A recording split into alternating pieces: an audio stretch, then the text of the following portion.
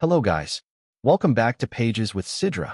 In this video, we're diving into Chapter 4 of the Rebellious Apostle of the Harvest Goddess. If you haven't watched the previous chapters yet, make sure to check them out on our channel so you can enjoy the full story from the beginning.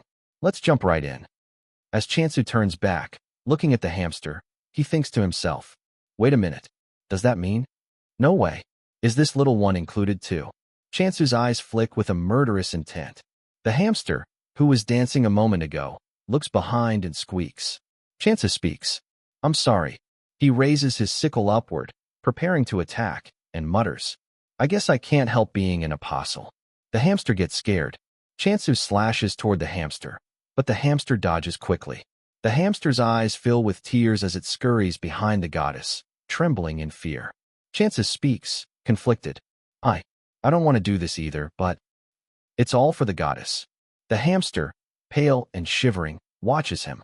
But then, both the hamster and the goddess suddenly tense, fear emanating from them toward Chansu's back, as if sensing some danger.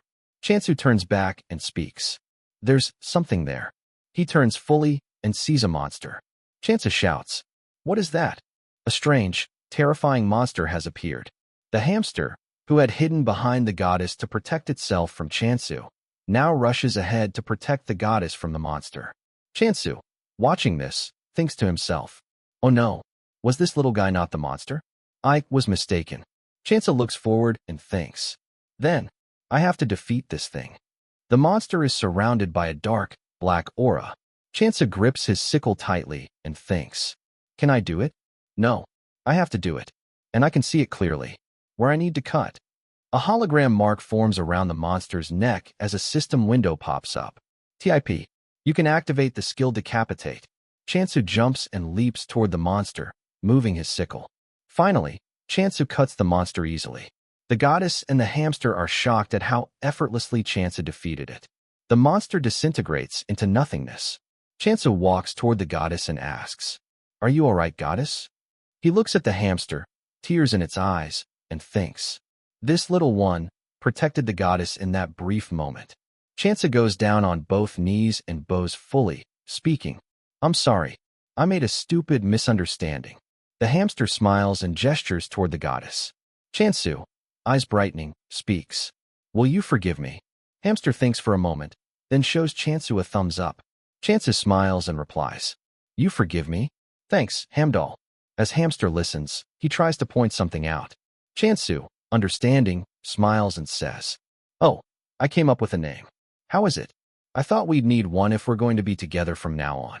Hamster eyes brighten, thanking Chansu silently. We see the hamster and goddess dancing happily together. Suddenly, a system window pops up beside Chansu. Chansu turns toward it and reads, the head will be automatically transported due to the skill's effect. Immortal Ogre Hunt 1 / Chansu speaks, surprised. So its name was an immortal ogre.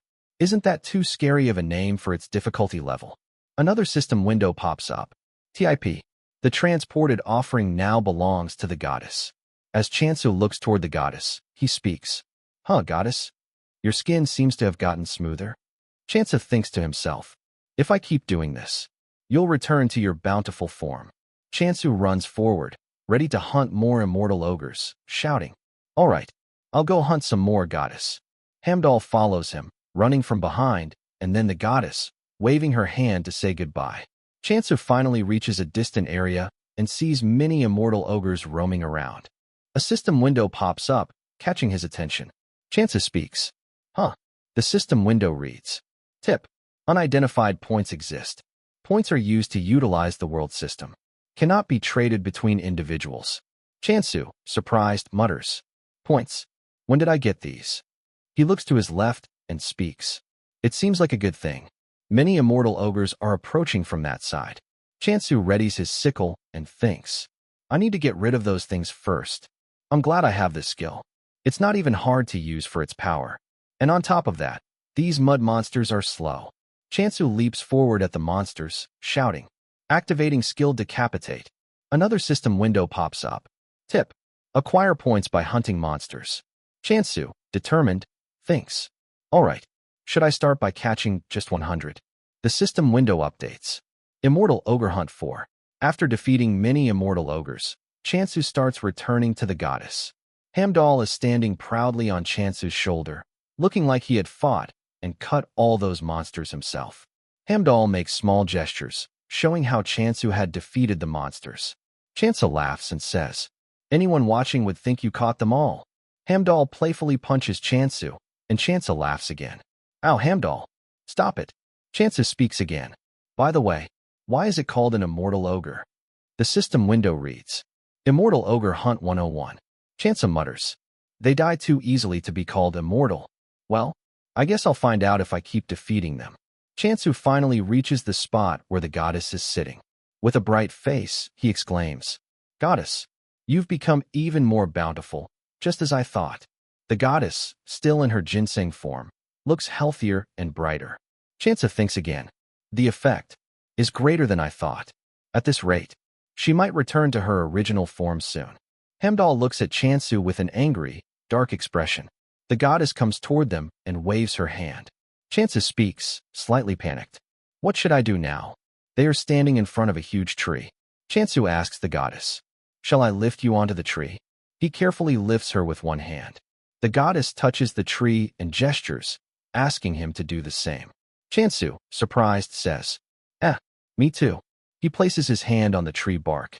A system window pops up. Tip: you can use the skill Blessing of Abundance. Another window appears. Tip: all blessing skills consume points. Chansu, nodding, speaks. Blessing of Abundance. Suddenly, a huge green light flashes, and both Hamdal and the goddess are bathed in it. Chansu thinks to himself, "All right, the points I earned from catching monsters. I'll pour them all in." He channels all his points into the tree.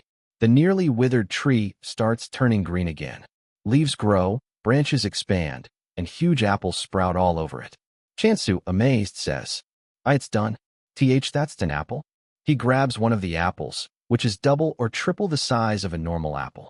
Chansu thinks in awe, "I never even saw one back on Earth. Were apples always this big and heavy?" He wants to eat it immediately but pauses. Chansu kneels and bows deeply, speaking respectfully. "I offer the first harvest to the goddess." The goddess happily accepts it. Chansu thinks as she grabs the apple, "I hope you quickly return to your former self." But her current form might be pretty cute too. As the goddess starts absorbing the apple, it shrinks rapidly in her grasp. Her absorption grows fiercer, and the scene shocks Chansu. He's slightly scared of her power. After finishing the apple, the goddess smiles. Chansu thinks, "How on earth can she absorb it like that? I'd better be careful not to get on her bad side." Chansu climbs the tree, grabbing more apples. He turns to Hamdal, holding a big one. "Hamdal, let's eat too." Hamdal squeaks happily. Chansu thinks to himself, "She's a goddess who grants a terrifying skill like decapitate. I can't let my guard down." He takes a bite, thinking, "I shouldn't let my guard down, but this is delicious." Chansu and Hamdal happily eat the apples together. Hamdal finishes quickly, but Chansu keeps eating, grabbing 2 apples at once. Chansu thinks, savoring the taste, "This apple, it's just so delicious." From behind the tree, the goddess watches Chansu. She thinks to herself, "What is this? Defeating monsters in a single day, and raising a giant tree in an instant. Where did a monstrous child like this come from?" And that's a wrap for this chapter.